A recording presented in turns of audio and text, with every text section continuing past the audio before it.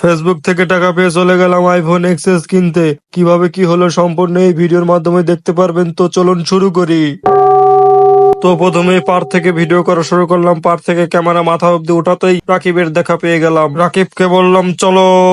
যাত্রাটি শুরু করলাম ঠিক সাহারা মরুভূমির দক্ষিণ পাশ দিয়ে। তাই আমাদের অবস্থা একদম খারাপ হয়ে যাচ্ছিল। অবস্থা খারাপ হলে কি হবে, আমাদের তো আইফোন কিনতেই হবে। তাই একটা টমটম ভাড়া করে নিলাম। সাথে যাচ্ছিল প্রাণপ্রিয় স্যার এবং ম্যাডাম এবং এই ছোট সাহেব। বেশি কথা না বাড়িয়ে যাত্রা শুরু করে দিলাম। রাস্তার মনোরম পরিবেশ দেখতে দেখতে চলে আসলাম ফরিদপুর জেলা প্রশাসক কার্যালয়। তার মানে আমরা আমাদের গন্তব্যের খুবই কাছে চলে এসেছি। এখন আমাদেরকে টমটম থেকে নামতে হবে। যেমন কথা তেমন কাজ। টমটম থেকে নেমে আমরা মোবাইল এক্সচেঞ্জ গ্যালারির ভিতরে চলে আসলাম। এসে একটা মোবাইল হাতে নিয়ে ঘাটাঘাটি শুরু করে দিয়েছি। এটা হচ্ছে আইফোন এক্সএস। তো মোবাইল এটা অতটা পছন্দ না হয় আমরা ভাবলাম যে আরো কয়েকটা দোকান ঘুরে আসা যাক। তাই আমরা বিলম্ব না করে রওনা হলাম আরেকটি দোকানের দিকে।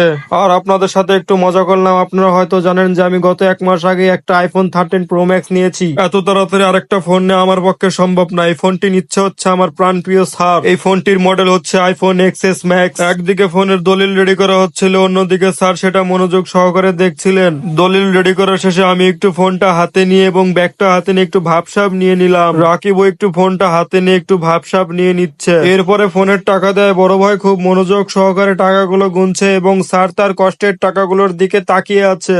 সবকিছু কমপ্লিট হওয়ার পর বড় ভাইয়ের সাথে একটু হ্যান্ডশেক করে নিলাম। তারপর মোবাইল শপ থেকে বাড়িয়ে স্যার বলছে যে তোমরা কিছু খাবে নাকি। এটা শুনে রাকিব একটা মুচকি হাসি দিল। খাওয়ার কথা যেহেতু উঠেছে তাহলে খাওয়া যাক। তারপর আমরা এক শাহী রেস্তোরাঁয় ঢুকে গেলাম। ঢুকে রেস্টুরেন্টের ভিউ গুলো আপনাদেরকে আগে দেখিয়ে নিলাম। কিছুক্ষণ পর 4টে গ্লাস এবং সালাদ এনে আমাদের সামনে এনে রাখলো। রাকিব এটা দেখে হতভম্ব হয়ে গেল, বিরিয়ানি কোথায়। তারপর দেখলাম যে না, আমাদের জন্য বিরিয়ানি চলে এসেছে।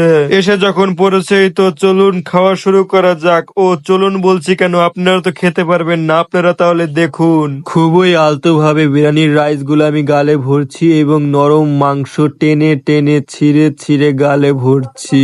আমি প্রায় অর্ধেক খেয়ে হাঁপিয়ে গিয়েছি, কিন্তু রাকিবের দিকে তাকিয়ে দেখি তার প্লেট প্রায় শেষের দিকে। ও মা, এদিকে তাকিয়ে দেখি স্যারের প্লেটও পুরাই শেষ। তারপর তাড়াতাড়ি খাওয়াটা শেষ করে চেয়ারে এসে বসে হাঁপিয়ে আপনাদের থেকে বিদায় নিলাম। আর হ্যাঁ, ভিডিওটি ভালো লেগে থাকলে লাইক কমেন্ট শেয়ার করবেন।